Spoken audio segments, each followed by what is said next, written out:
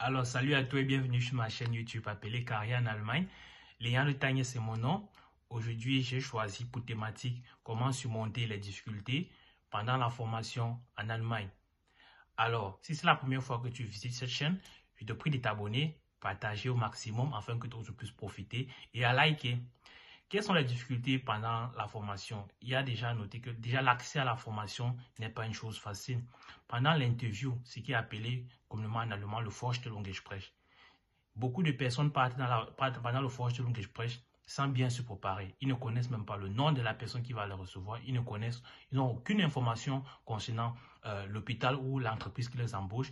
Et ce sont des faillites. Ce sont des points déjà que ça fait en sorte que vous perdez déjà votre crédibilité envers ces gens-là. Il est très très important vraiment de déjà s'informer bien avant sur ces points-là. En deuxième position, nous avons les barrières linguistiques. Beaucoup commencent la formation lorsqu'ils voient sur la page web ou bien sur un flyer, on dit langue minimum B2. Ils se posent la question, mais pourquoi B2? Moi, je connais un qui a commencé avec le B1, ainsi de suite. Frère, c'est parce que en disant avec le B2, c'est le niveau de langue avec lequel tu peux facilement t'en sortir pendant les 3 ans. Il est bien noté qu'à un certain moment, même parfois, le B2 n'est pas suffisant parce que parfois, quand tu prends le texte pendant l'examen, tu lis. C'est là que tu comprends que non, même le B2 qu'on a dit là, peut-être il fallait mettre ça le C1. Tu vois un peu.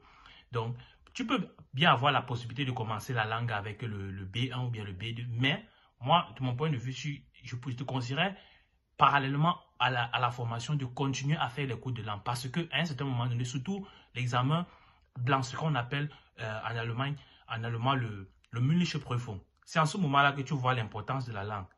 Même parfois, pendant les conversations avec le patient à l'hôpital, les patients vont dire certains mots et quand tu ne comprends pas, mais on ne va pas te servir au café. Hein. Ils ne vont pas te donner le lait là-bas. Donc, c'est vraiment important d'investir énormément du temps sur la langue. Ajouter à cela aussi, il y a comment manager son temps. Parce que la formation en elle-même, il y a des moments là où tu es appelé à travailler la nuit, tu es appelé à travailler en soirée, tu es appelé à travailler en matinée.